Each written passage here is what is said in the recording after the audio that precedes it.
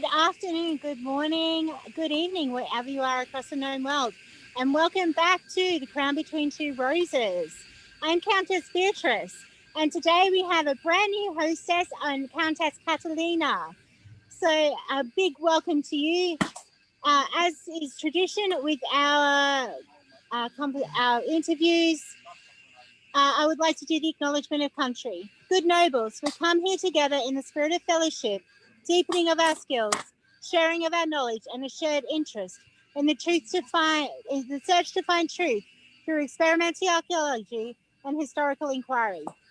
It is in this context that I, Countess Beatrice Maria Malatesta, on behalf of my kingdom, acknowledge the traditional owners of the lands upon which we gather.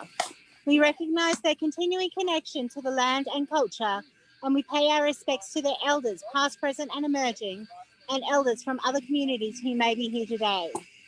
And today we're very excited to be interviewing the Baron and Baroness of the Barony of Rowany, Stigh and Caristiona. Welcome. Hello, welcome. Thank you very much. Before we get started, could I just please acknowledge the people of the Waller Medical family or clan around this area and in the lands that we personally live on, and of the Gadigal people and the Greater Eora Nation where the Barony of Rowany resides. Thank you so much. We're very excited to have you both with us today. The first question is, you are the Barony of Rowany. Whereabouts is that located mundanely? Sydney, Australia. It's a fairly large city. You might have been there. Some of you, not everyone. Yeah, it's the greater Sydney area and out towards Canberra. We don't go as far as the Blue Mountains, and we don't go as far as our closest city to the north, which is the Barony of Mordenvale. And I find it quite interesting that you are the only barony that is actually surrounded by other groups in Lochac. Yes. Is Mordenvale not surrounded by other groups? They take up to the border. Oh, right. Okay, yes. Yes. Well, yeah. We used to have almost all of Australia, but we kept on giving bits away. How did you have that?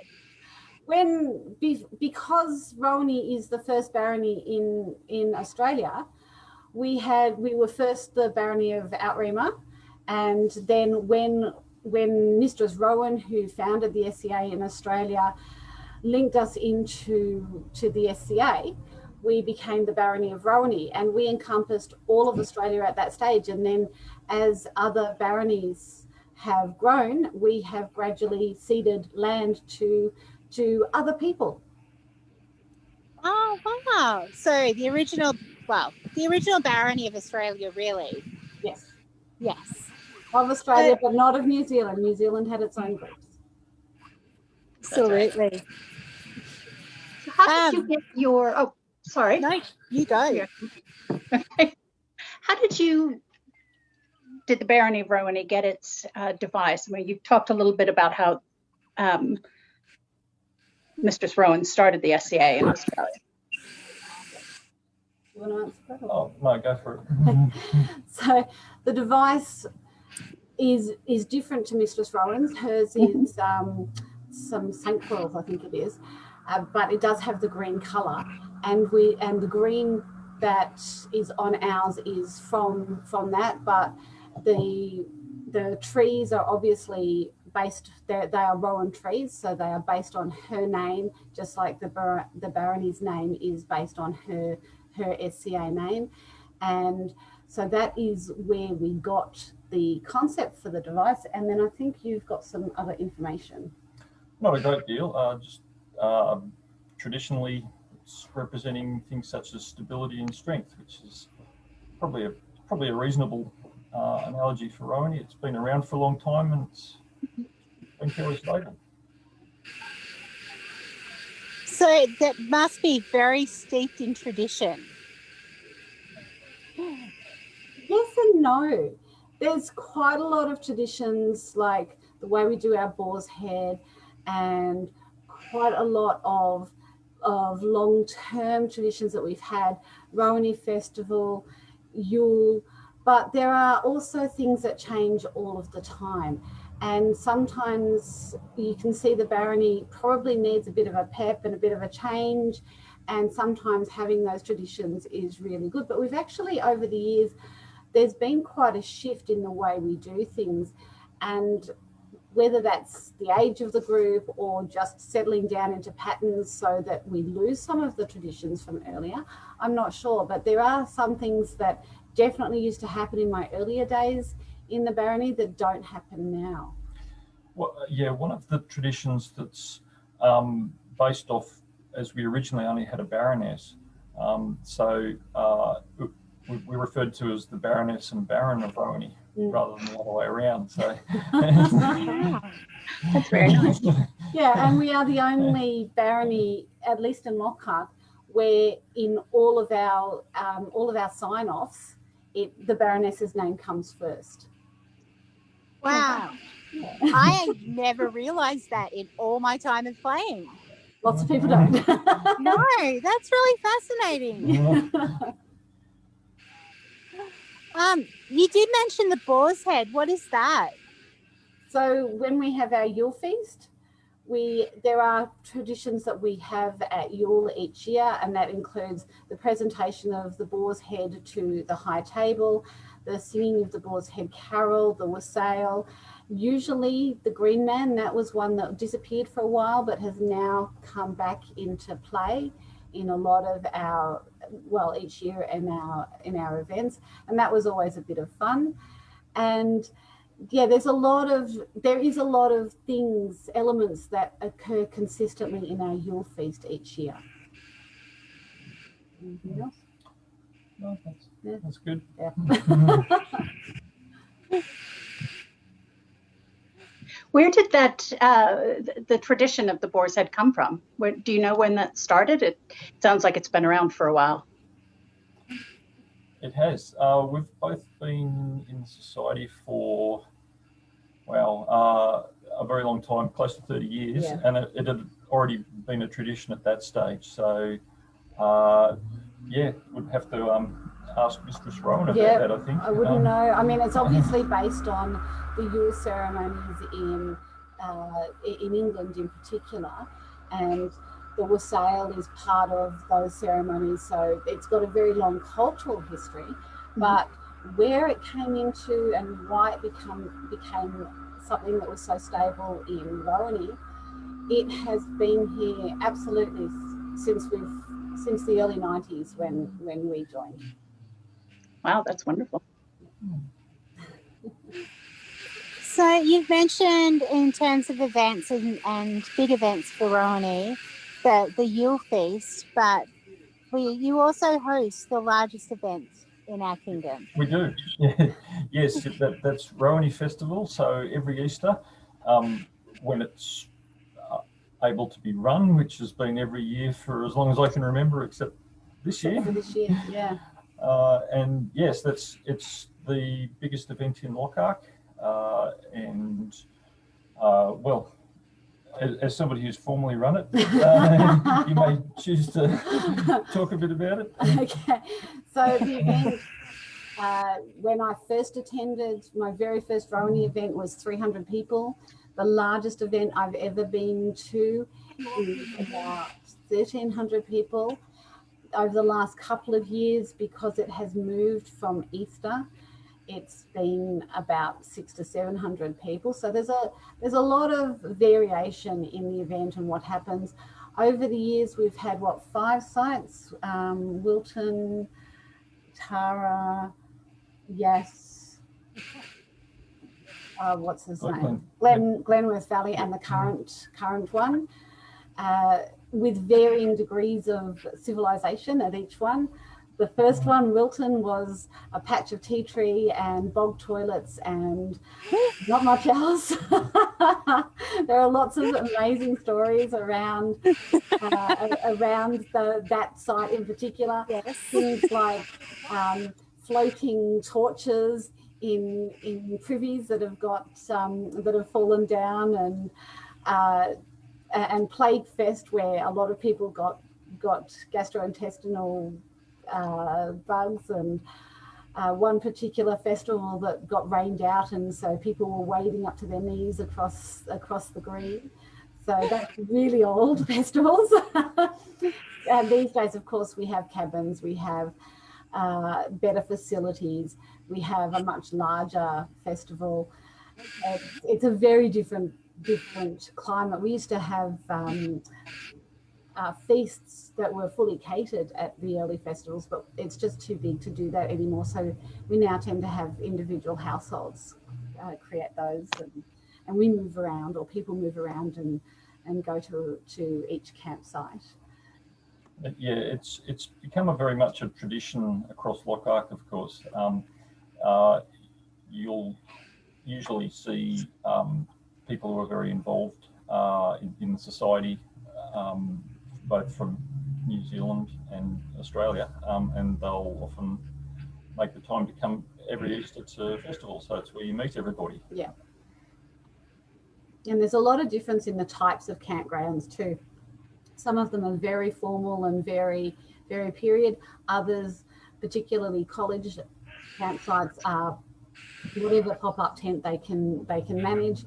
If they manage a tent, sometimes it's just a cloak and roll up and sleep under a table somewhere. So the variation is huge. I have heard many stories of the colleges sleeping bag under the table in the dining tent. Yes, definitely. I've never done that, but I believe you did once, many years ago. Not under a table. But, yeah, ground sheet and a sleeping bag, yeah.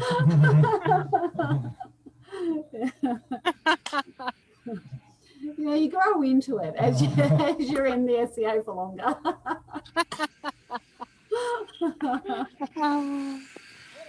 So with you've spoken about the events that you have in your barony.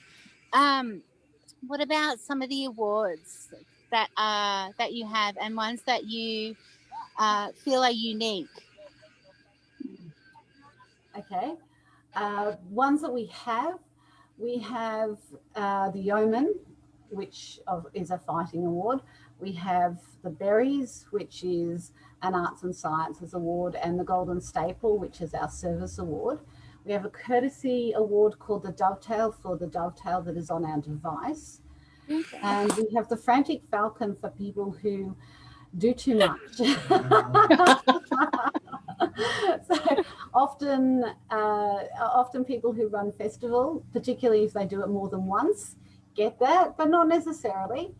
And you can get it in other ways. But yeah, it is for people who do an awful lot within the barony. We also recognise, because we were once such a big barony, and we are not now, but we have had we still are people-wise, but not land-wise. We still have people who contribute a lot to the barony from outside the barony. So we have the Silver Cinquefoil, which is recognition of those who are outside the barony who continue to contribute to the barony as well. Anything else? I think you've hit them all. Okay. What do we need? Discussing that. We do need something in recognition for children. We have tended in some ways to stagnate with the progression of our awards, and we probably need something to recognise those people who have given literally decades of their time to the barony, because they have received all of the awards that they're entitled to a very long time ago, and yet they still contribute. And although we try and give them recognition in other ways, it is very nice to just go, you are somebody who has contributed to our barony for longer than we have been here, for 3+ decades, and we want to be able to recognise that. So I think that's one of the things we need to look at doing in the future. We'll get back to you on that. How big is your barony? How many members do you have? Oh, I don't know at the moment. It'd be a couple of hundred. Well, A couple of hundred. Yeah, yes. The main parts of it is the barony proper. Then we have a canton in Western Sydney called Stow on the Wold, And there's the College of St Ursula, which is probably the most active college In Lochac. in Lochac and that I've ever heard of. It's fantastic relationship there. Yeah. Yeah, and they're all different sizes, but because it's quite disparate and spread out, so there's a lot of people who will play in the society for some years, and they'll have other things to do, and so you might not see them for a while, but they can certainly come back and get back into it again. Yeah, I think though we still hold the record as Lochac's largest barony population-wise. So yeah, it's definitely a couple of hundred. How active or not individuals are at any one time, not sure. But how are you finding with this, our on and off lockdowns and distancing and things, how are you guys managing to stay connected to your populace? It's hard. We have definitely got a bunch of people who are just not being very active at the moment, but it's not just for lockdown. There's a bunch of other reasons that's happening at the moment. But it means we can't get out there, we can't get people to things. We've got a few things that we can go to. We can do small arts and sciences groups in where we have halls, and we have everything socially distanced within those halls, and we go through all of the requirements to do that. So that's 15 or so people, 15 to 20 people in a room maximum. We have had some fighting stuff happen, but yeah, our largest regular event would have been the weekly fighter practice, and however, at the start of the pandemic, the local council ended up taking that over as a food bank for the local population, and that looks like that's going to continue. And that's a very worthy cause, but it's also meaning that we're coming out of lockdowns and we don't have a hall. So that's the current problem that there's a number of people in the group who are working on very hard to try and sort out. And it means that our fighter practice has gone to a park, but the regulations that we have in place in the Sydney or New South Wales region basically say you can have quite a lot of people for a sporting event. You can have up to 500 people, but you can't encourage them to stick around. So you can't turn that into an event where you have a court or anything like that. You can go, you can have you can do your training, you can have your tourney if you want to, but then you have to leave. So you can't have if you want to have something else with it, you have to restrict it to 30 people, and then it's a picnic and it's not a sporting event, and you're not supposed to have the same sort of sporting activities happening at that event. So it's just working through how that all works. We're still doing a lot of online stuff. We've got, have you still got fighting stuff happening? We've had periodic virtual fighter practices, and they had quite good attendance, and it was actually advantageous in a lot of ways to involve people from all over the country, and nice to have people drop in from 1,000 kilometres away for the evening. Yeah, right. And we've had regular, almost weekly arts and sciences get-togethers. So some of those that are online. So they've been really good. They've covered different things. We've had, what else? We've had a couple of feasts. We've had a fibre circle online, and just general get-togethers like that. So a bunch of different things. There's plus, of course, all of the greater Lochac and greater known world activities that people are able to engage in. So there are sewing circles that go around the known world. There's the Bardic circle. There's dance practices happening around Lochac online. There's a thing that Duchess Constantia is running Saturday mornings. So there's a lot of things that we can hook into, but from the Baroness perspective, we're doing a bit, but it is definitely hard to get the same level of engagement as we would have in person. You are running an event, a virtual event. Next weekend? Next weekend, yes. Oh, So two parts to it. So one part's virtual and one part's not. So the tourney will happen during the Sunday, during the day, outside, and that's not virtual, but we can't do a court there.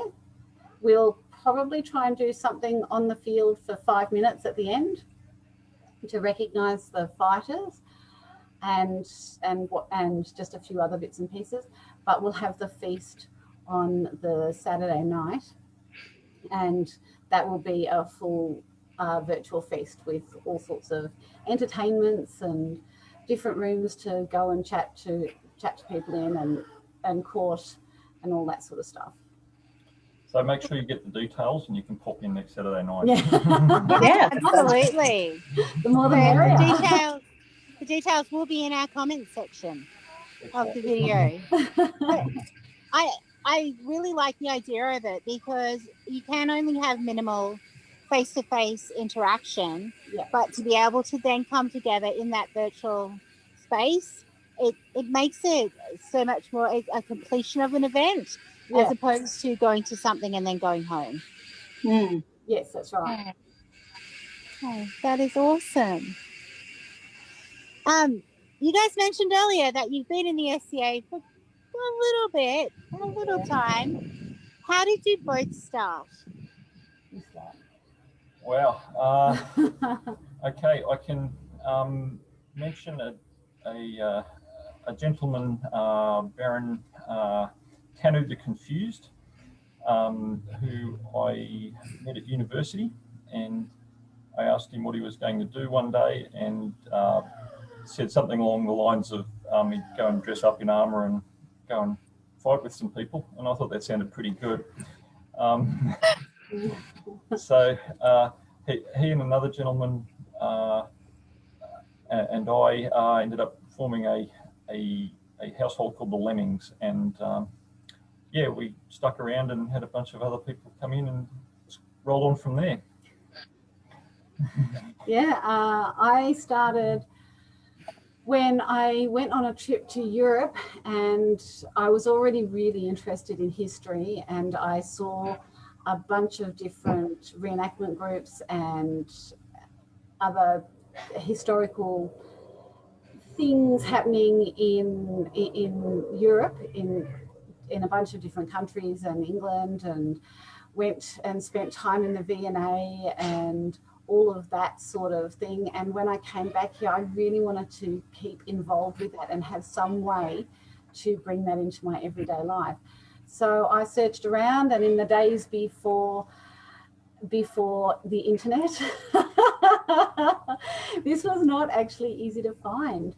And I was looking for something, and eventually stumbled across another college, because Sydney used to have two colleges, and one of them was at the UNSW University, so University of New South Wales. And they had a very small college at that point in time that a friend of mine was involved in, and he said, well, I've only just met these people, come along and see what it's like, and get involved that way.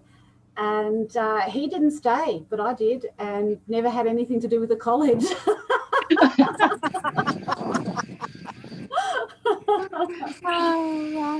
So you met in the SCA then? We did meet in the SCA, yes. I thought he was three different people. I was very confused. And we subsequently discovered that our first event had been the same festival, but we hadn't actually met each other at that. Yeah. So. It was interesting, because the year before we had been in a restaurant in Bavaria in the same place, the same restaurant, and we hadn't met then either. Oh my goodness. Yeah. So there were a bunch of times where we just sort of skated past each other and didn't meet until until much later. And then Stig joined with his brother and a friend of his joined around the same time. And I'm not very good with faces. And so they were all the same height to me, which was just taller than me. So I didn't realize that they were three different people until we were at this party, and all three of them walked in differently, and I just went, I'm so confused. And so then I got to know him and to know which one I liked. It took a little time to work that all out.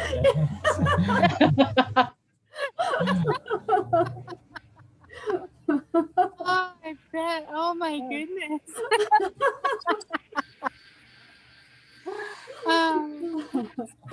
Stig, obviously your passion is definitely for fighting, and we know that you are a knight, but you're not, well, generally we call them a standard, it's a sword and board knight, but you're not one of those.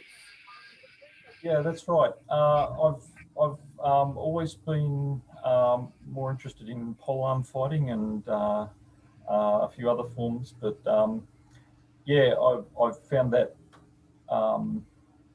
that came a lot more naturally to me than the sword and board fighting, which I can do, but anybody who's fought against me can attest I actually suck a fair amount at.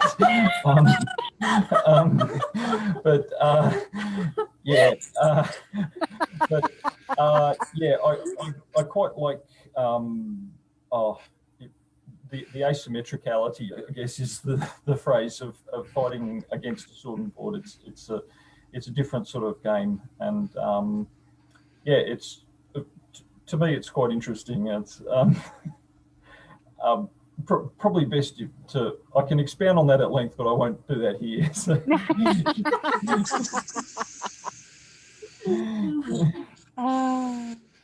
Oh, that is awesome. And Caristiona, you're a laurel. So what is your laurel in? My laurel was originally in medicine.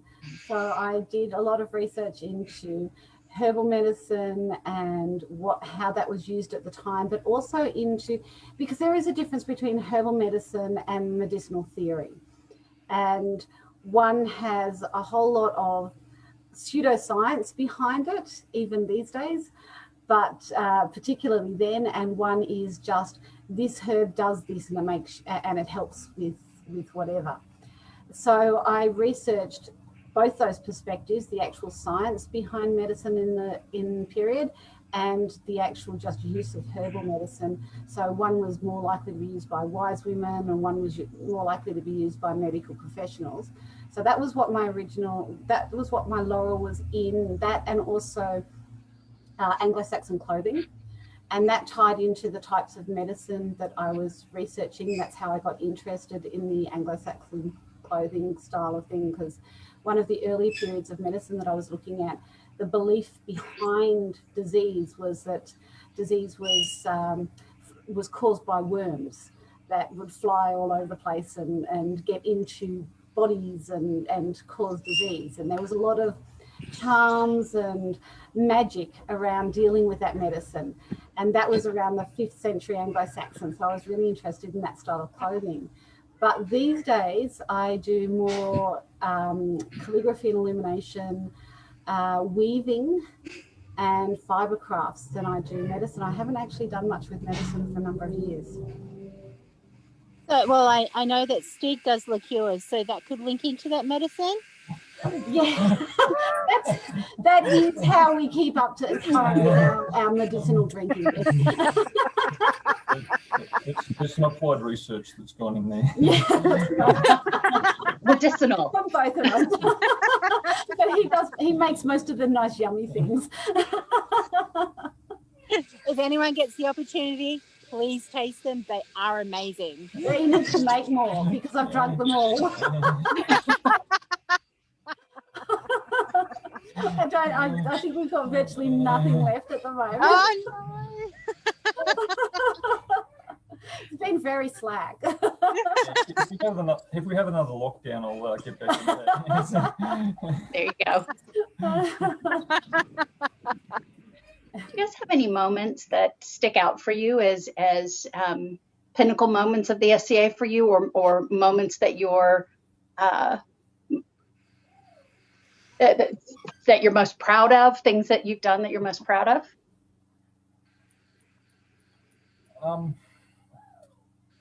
For me, not really. There's been a lot of fun times, and sure, there's some things that are certainly memorable for me. I think the overall thing is though more the just the ability to sustain interest and involvement over a long period of time. So it's a bit different to your question, but for me that's been the most important thing of it. It's the I guess the long-term welcoming of the society. No matter where I've been, you can usually find someone from the society, and it's all on from there. Right on. I've got a couple of things that stick out. For me, one of the things that sticks out was my time as Provost of Scribes, being able to set up a situation where we got so many scrolls out during my time as Provost, and where we were able to break down some barriers in the way that the Crescent Isles and mainland Australia and Tasmania dealt with some of the challenges of getting scrolls out. One particular one was when we were at Canterbury Fair, and we knew we needed a scroll. We didn't find out until we got to the event that we needed a scroll. And so we decided at that point that we would get that scroll, but we would have as many different artisans work as possible on that scroll. So one person ground the pigments, one person did the calligraphy, one person used the pigments to do the painting and the design. One person painted, one person designed. One person did the finger loop braiding for the seal to sit on, and one person created that seal.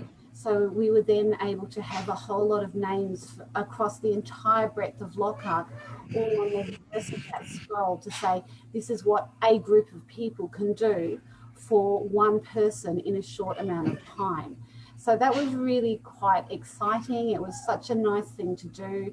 It was so collaborative, and it involves so many different facets of the society and so many different skills, all to create one beautiful piece of work in 48 hours, I think it was. Wow.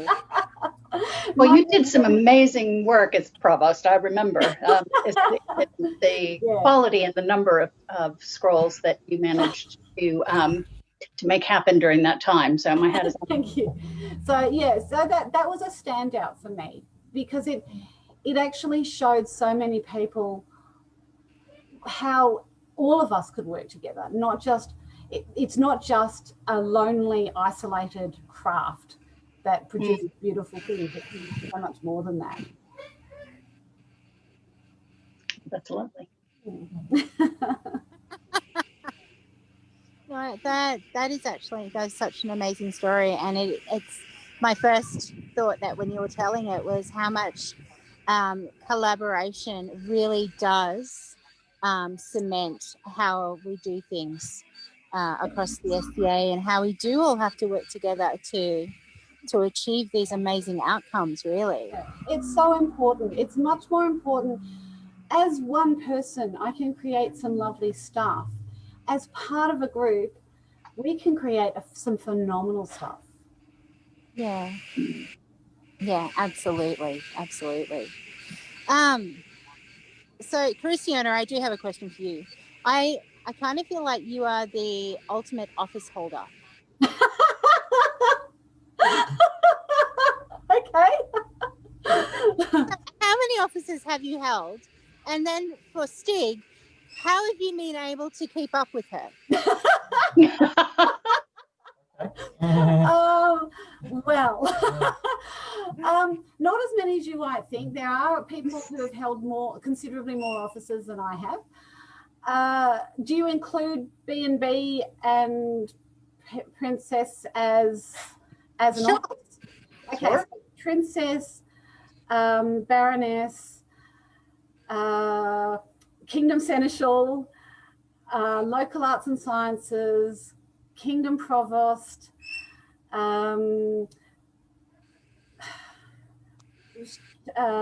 Secretary of the Board.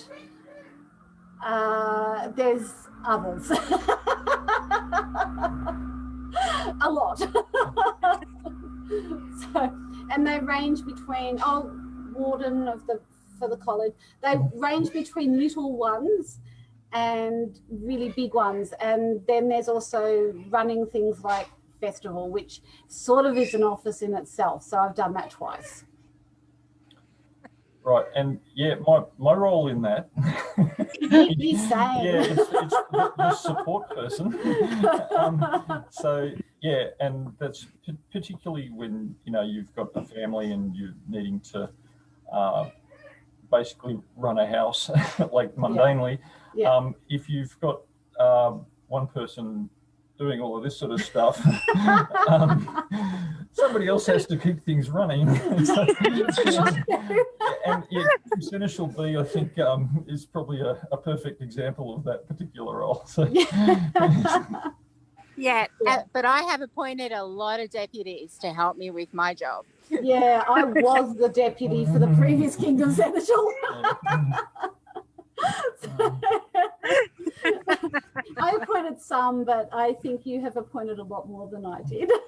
And I think that's the way to do it. And as the roles get bigger and bigger, having more people do things. But I also am really nosy and I like to keep my hand in on what everybody's doing. Yeah, I'll add that for the support person, they have to be a good listener.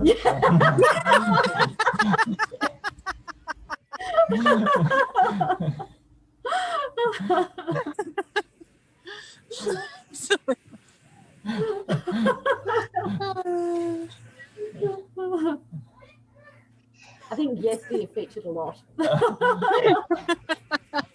Yeah, whatever.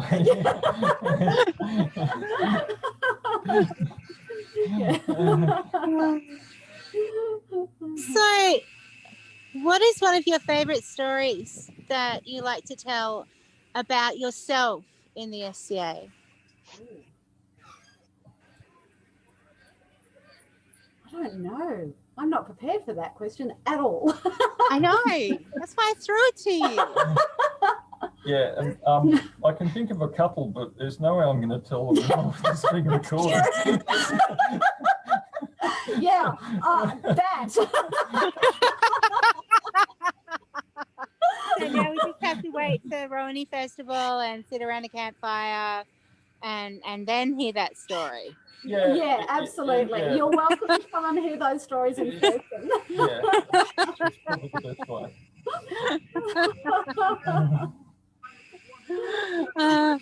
Okay, so what about a favorite story that you have of the SCA? Story of the SCA.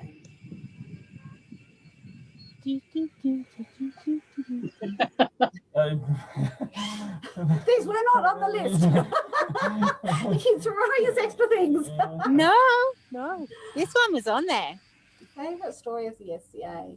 I don't know necessarily of the SCA. Favourite moments would be things like I really like seeing when my students became peers. That was really important to me. I loved being there for Stigh when he got his knighting, because all of the things that he told me about the way he would do it, he didn't do any of them. So I was totally thrown. I just sat there going, what are you doing? I don't know who this person is. But it was still really enjoyable. A favourite moment would have been seeing Eva do the buffeting on Henri, and the coronet going. Yeah, that was pretty good. That was pretty funny. So now I can't get mine straight again. Yeah, I think just thinking on moments like that, I've got a story from, I lived in the US for a few years back in the 90s, and the first big war I went to was Australia War, and that involved a literally a cross-country car trek, and a car accident and lots of things happening. But just finally getting to this event, which the scale at that stage was enormous. I think it was the second biggest event after Penzig, and just being on no sleep and really hyped up, and there's thousands of people in armour in front of you. That was a moment that stuck in my mind. And anyway, it's just moments like that. It's there's no other way you can really do stuff like that, or be involved in it that I'm aware of. So yeah. So what if you've both talked about some of the things that you love doing the most in the SCA? If you found that for some reason you were unable to do some of those things, what other things do you think you might look at or that are interesting that you haven't had time to delve into yet to keep your interest so that you could continue to play? Yeah, well, I suppose I'm probably the person more likely to be unable to do the things that... No, I'm broken. I already have to compensate for a whole bunch of things because I can't spin as much as I used to. I can't do CNI as much as I used to. There's a whole bunch of things that I no longer do at the level that I used to do because my back is so badly damaged from doing those things. So this was something that we moved into as a way to contribute without me doing some of those other things.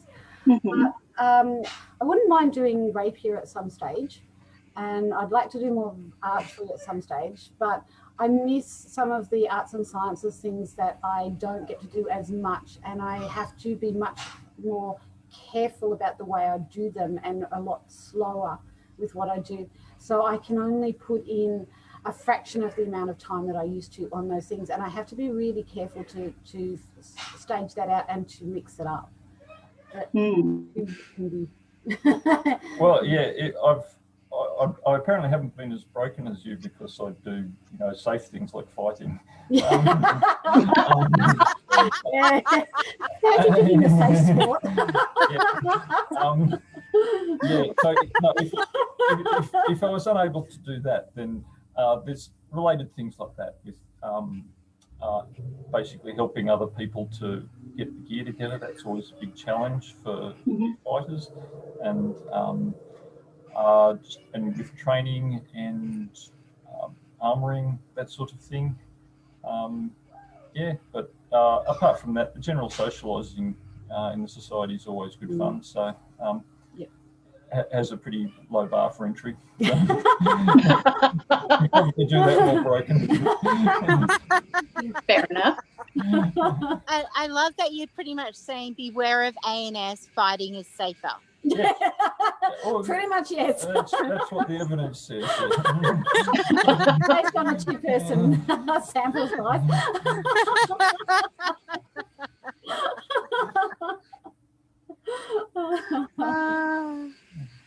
So how long have you been on the Thrones now?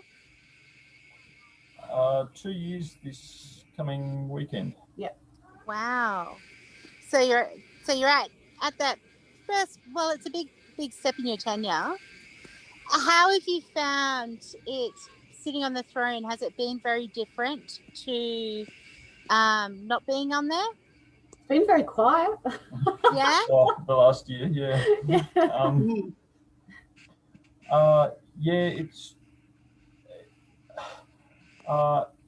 It's not a role that I find particularly comfortable in, or particularly when I stepped into it. But I think it's like anything, you can get used to it. It has its own rewards. So things that would be different because of being in the role, the different ways that people perceive you. So that's different again, because when you become princess, which of course is a long time ago now, that's one way that people perceive you. And then as a royal peer, that's a different way again. As a polling peer, that's again a totally different way. And this is another different way that people look at you in each facet of your time in the SCA. And so part of that's a growth thing, part of that's just an awareness of what's happening. It is definitely a thing, a different way that people treat you in those positions. Aside from that, it's more about feeling like we haven't been able to get out and do as much as we would like to at the present time in these roles. Mm-hmm. Well, fingers crossed that's going to change very soon. As you can see, I'm at an event.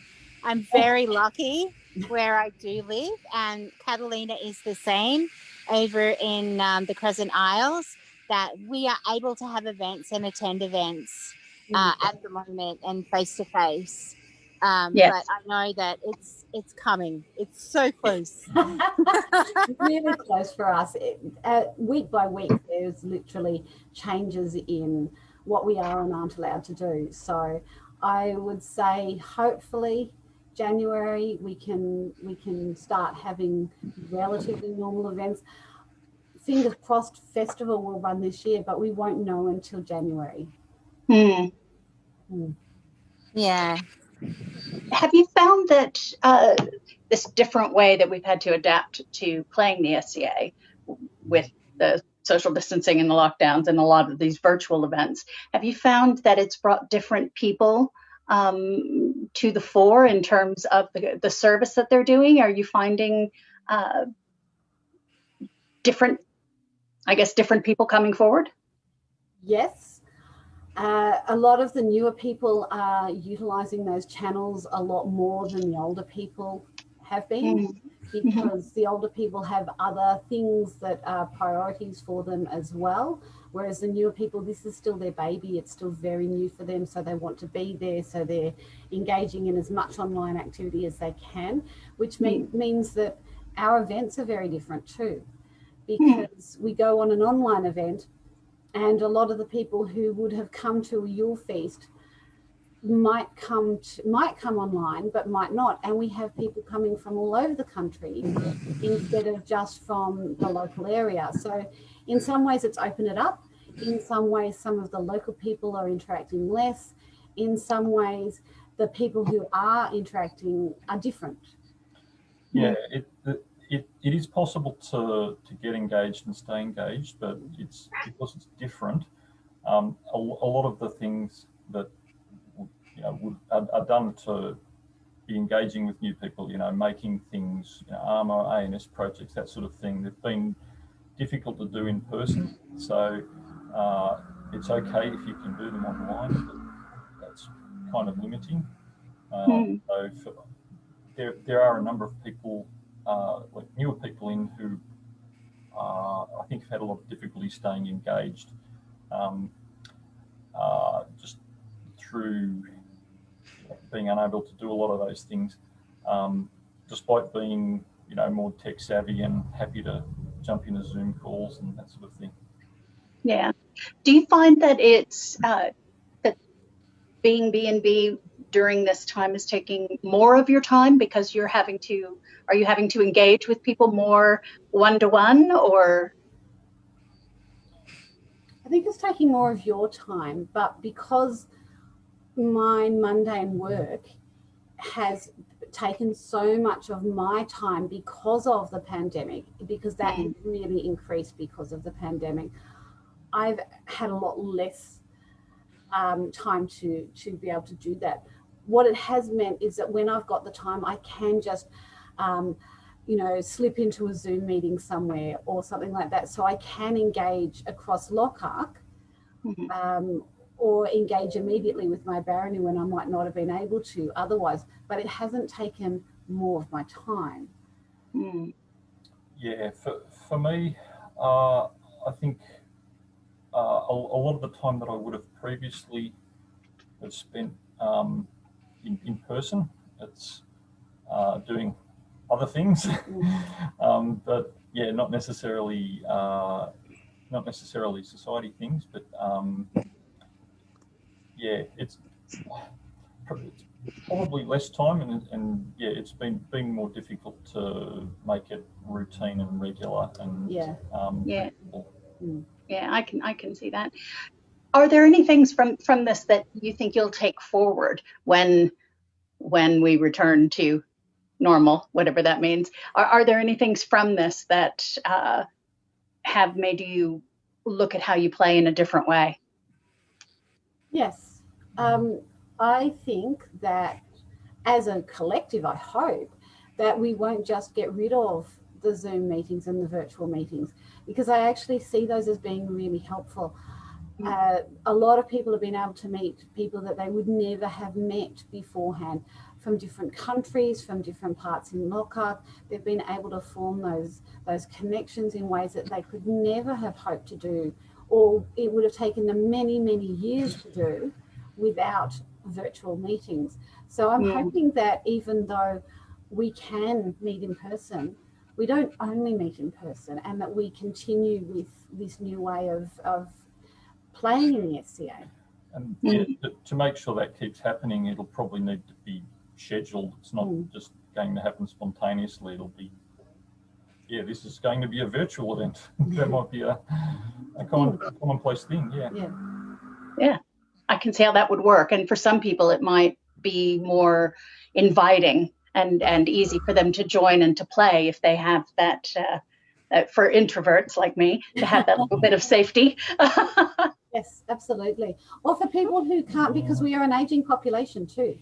So for people who actually physically can't get to events, to still be able to interact, to still be able to dress up, to still be able to display what they're doing, and do some of those things. I think that it's a really good thing for us to have. I think it's forced it on us, but I think in a good way. Yeah, we have members who are, they'll be in a town, and apart from them and their partner, the closest society person is 5 hours drive away. So yeah, for them, yeah, that's actually pretty good. Yep. Yeah. It's definitely brought everybody a lot closer in terms of distance wise. Yes. Yeah. Particularly in Lochac, because we have the most isolated capital city in the world. When we have with Anyala, it is so far away, but it's still a major city, and it's how many hours flight from here? Many. It's like 5 hours Five? from here, I think. Yeah, 5 hours flight to get there. Yeah, it's closer to New Zealand than it is to go to Perth from Sydney. That's right. So yeah, it's 3 hours for us to go to another country, as opposed to going to Anyala.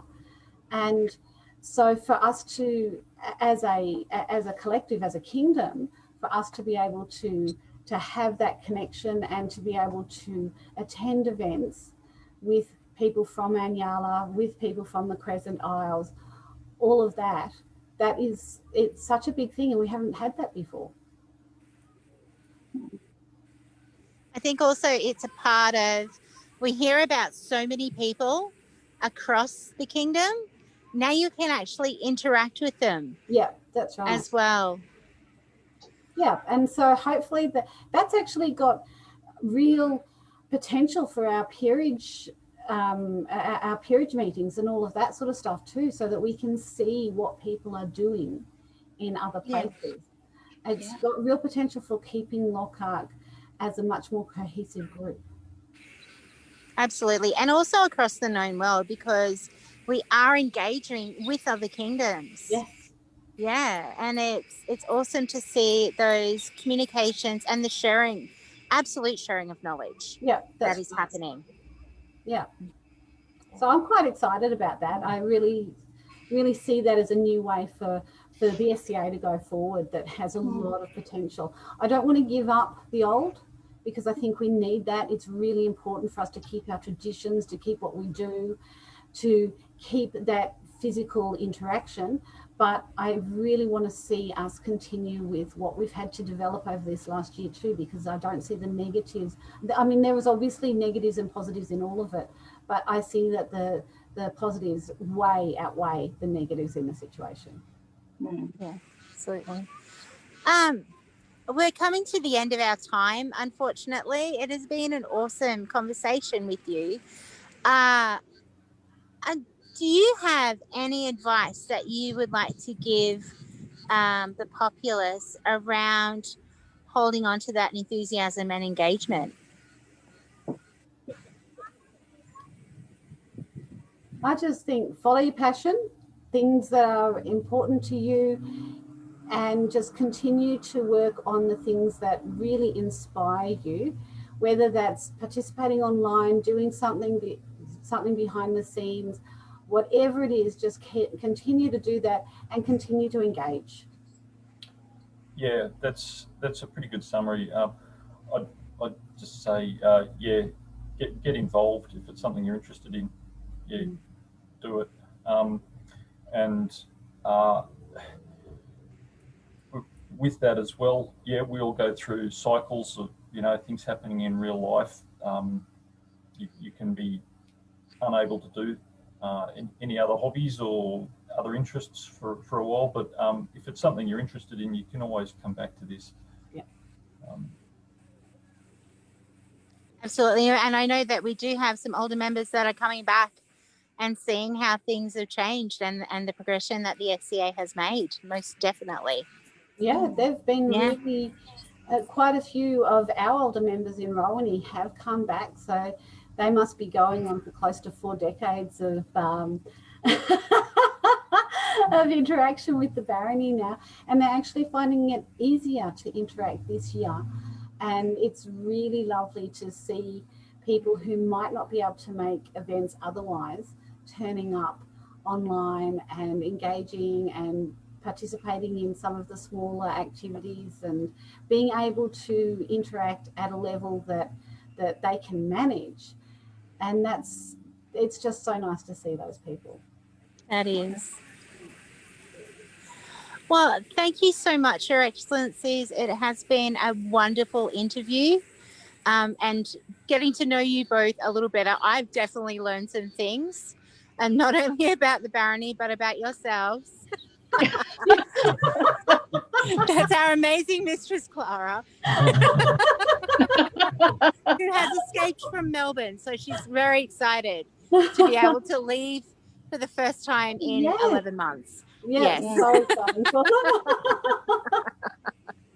So thank you so much to both of you. That's all right. And thank you very much to everybody who's watched today.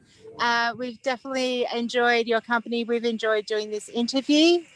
It's lovely to be here. Yeah, thanks for having us on. It's lovely to have a conversation like this. Thanks for being on. Awesome. Thank you guys for being so lovely. Everybody. Well, there's Yule coming up next weekend. If anybody wants to come and hang out with us, we'd love to see them there. And otherwise, we will see everybody around the known world. Lovely. And fingers crossed for the festival. Yes. Yes. And thank you so much to everybody watching today. Remember to like, share, and subscribe to our Facebook channel. And we will see you next week with another couple of amazing interviews. Until then, bye. Wonderful. Thank you. Bye. Bye. Take care.